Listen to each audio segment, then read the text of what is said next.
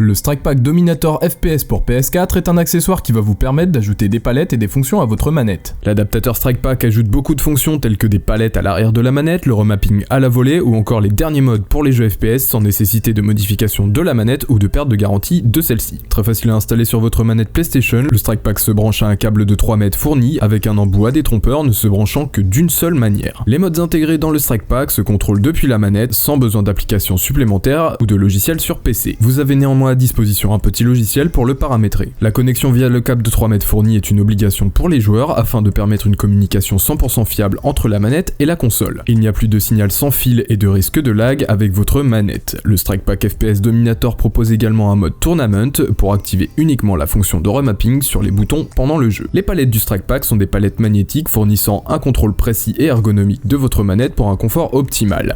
Le système de palettes magnétiques permettra une customisation facile des palettes. Celles-ci peuvent être configurées non seulement sur les boutons de la face avant, mais aussi sur d'autres boutons tels que R3 et L3. Le remapping des boutons de votre choix vous permettra de gagner du temps de réaction, d'être plus performant et d'aller plus vite en jeu. La fonction de remapping du Strike Pack ne nécessite aucune configuration externe pour fonctionner. Tout se maîtrise directement depuis le boîtier du Strike Pack sur votre manette. Les petits boutons d'activation sur la manette vous permettent de remapper tous vos boutons à la volée pendant le jeu. Tous les boutons sont remappables sauf les triggers. Des centaines de modes sont possibles tels que le Burst Fire, l'Autorun, le Quickscope